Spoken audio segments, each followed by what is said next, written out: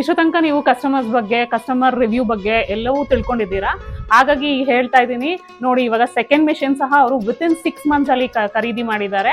ಇವತ್ತಷ್ಟೇ ನಮಗೆ ಕಸ್ಟಮರ್ ಪ್ಲೇಸಿಗೆ ಮೆಟೀರಿಯಲ್ ಬಂದಿದೆ, ಮತ್ತೆ ಮೆಷಿನ್ ಅನ್ನ ಇವತ್ತು ನಾವು ಡೆಲಿವರಿ ತಗೊಂಡು ಅದನ್ನ ಅನ್ಬಾಕ್ಸಿಂಗ್ ಸಹ ಮಾಡ್ತಾ ಇದೀವಿ. ಈಗ ನೀವು ನೋಡ್ತಾ ಇದ್ದೀರಾ ಇದು ಸೆಕೆಂಡ್ ಮೆಷಿನ್ ಸಹ ಅವರು ಸಿಂಗಲ್ ಹೆಡ್ ಮೆಷಿನ್ ನ ಪರ್ಚೇಸ್ ಮಾಡಿದ್ದಾರೆ. ಯಾಕಂದ್ರೆ ಅಷ್ಟು ಆರ್ಡರ್ಸ್ ಜೊತೆ ಅವರು ಖುಷಿಯಿಂದ ಮತ್ತೊಂದು ಮೆಷಿನ್ ಅನ್ನ ವಿತಿನ್ 6 months ಅಲ್ಲಿ ಅವರು ಪರ್ಚೇಸ್ ಮಾಡಿದ್ದಾರೆ. ಈಗ ನೀವು ನೋಡ್ತಾ ಇದ್ದೀರಾ ದ ಸೆಕೆಂಡ್ ಮೆಷಿನ್ ಅನ್ನ ಅವರು ಅನ್ಬಾಕ್ಸ್ ಮಾಡಿ ಫಿಟ್ಟಿಂಗ್ಸ್ ಗೆ ರೆಡಿ ಮಾಡ್ತಾ ಇದ್ದಾರೆ. ಸೊ ನಾನ್ ಹೇಳ್ತಾ ಇದ್ದೀನಿ ಇದು ಹ್ಯಾಪಿ ಕಸ್ಟಮರೇ. ಸೊ ಅನ್ಬಾಕ್ಸ್ ಆದ್ಮೇಲೆ ಈ ಮೆಷಿನ್ ಕಂಡೀಷನ್ ಹೀಗಿರತ್ತೆ. ಇದರಲ್ಲಿ ಎಲ್ಲ ಡಿಫ್ರೆಂಟ್ ಸ್ಪೇರ್ ಪಾರ್ಟ್ಸ್ ತರ ಇರುತ್ತೆ. ಅದನ್ನ ಕಂಪ್ಲೀಟ್ ಫಿಟ್ಟಿಂಗ್ಸ್ ನಾವೇ ಮಾಡ್ತೀವಿ. ನಮ್ಮ ಟೀಮ್ ಇಂದಾನೆ ನಿಮ್ಗೆ ಇನ್ಸ್ಟಾಲೇಷನ್ ಸಹ ಪ್ರೊವೈಡ್ ಆಗಿರತ್ತೆ. ಇದ್ರ ಜೊತೆಗೆ ನಿಮ್ಗೆ ಎಲ್ಲವೂ ಮೆಟೀರಿಯಲ್ ಸಹ ಇನ್ಬಿಲ್ಟೇ ಬರುತ್ತೆ. ಈಗ ನೋಡ್ತಾ ಇದ್ದೀರಾ ನೀವು, main part of the machine ಅನ್ನ ಅವರು ಶಿಫ್ಟ್ ಮಾಡ್ತಾ ಇದ್ದಾರೆ. ನೋಡಿ, ಈ ಕಡಿಮೆ ಸ್ಪೇಸ್ ಅಲ್ಲೂ ನಾವು ಎಲ್ಲಾ ತರ ಇನ್ಸ್ಟಾಲೇಷನ್ ಮಾಡ್ಕೊಡ್ತೀವಿ.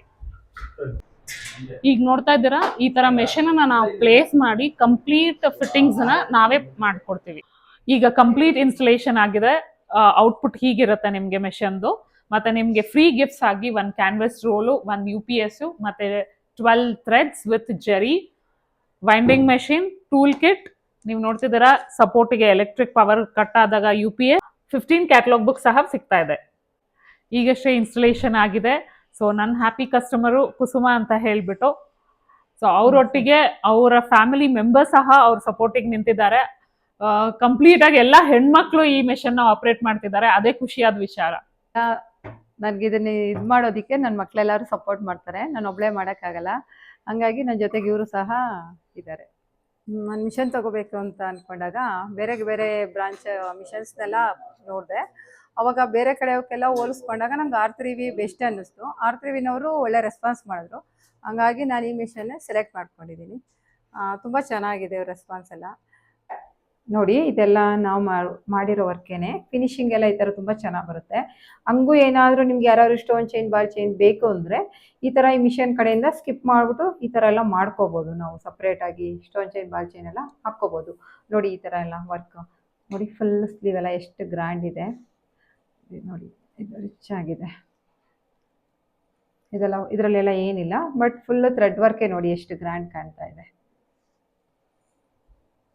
ಇದೆಲ್ಲ ನಾವು ಮಾಡೋದಲ್ಲ.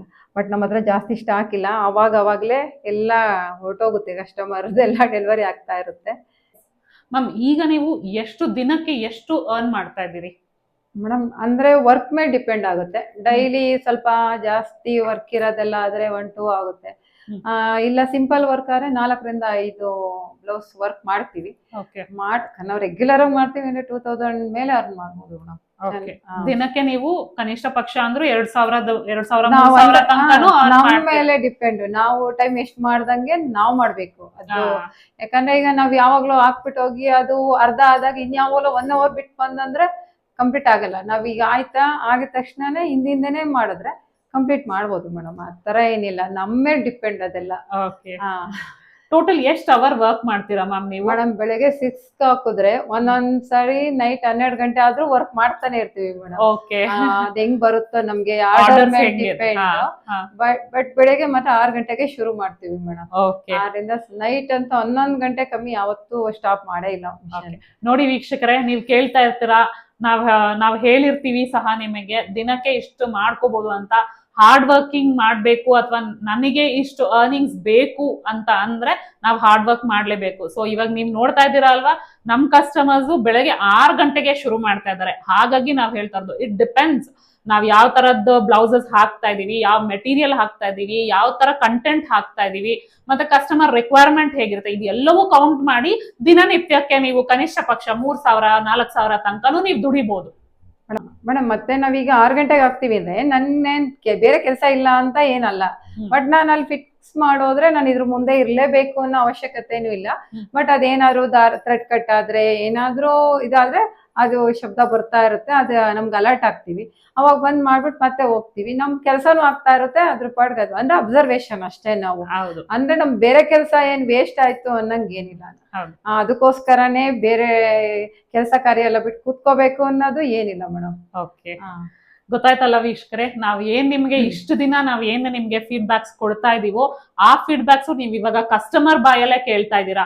ನಾವ್ ಏನ್ ಹೇಳ್ತಾ ಇದ್ವಿ, ನಿಮ್ಗೆ ಆರಾಮಾಗಿ ನಿಮ್ಮ ಮನೆ ಕೆಲಸ ಮಾಡ್ಕೊಂಡು ನೀವು ಇಂಡಿಪೆಂಡೆಂಟ್ ಗೃಹಿಣಿ ಆಗೋದಕ್ಕೆ ಒಂದು ಯೋಜನೆ ಇದು ಅಂತ ನಾವ್ ಏನ್ ಹೇಳಕ್ ಪ್ರಯತ್ನ ಪಟ್ಟಿದೀವಿ, ಅದು ಇವಾಗ ನಿಮಗೆ ವಿತ್ ಪ್ರೂಫ್ ನನ್ನ ಕಸ್ಟಮರ್ ಫೀಡ್ಬ್ಯಾಕ್ ಜೊತೆ ನಿಮಗೆ ಸಿಗ್ತಾ ಇದೆ. ದಯವಿಟ್ಟು ಈ ವಿಡಿಯೋದಲ್ಲಿ ನಾವ್ ಏನ್ ಹೇಳ್ತಾ ಇದೀವಿ ಅದರ ಜೊತೆ ನೀವು ಅವಲಂಬಿಸ್ಕೊಂಡ್ರೆ ನಿಮ್ ಜೀವನಕ್ಕೂ ಒಂದು ದಾರಿ ಆಗತ್ತೆ ಅಂತ ನಾನು ಹೇಳಕ್ ಇಷ್ಟಪಡ್ತೀನಿ.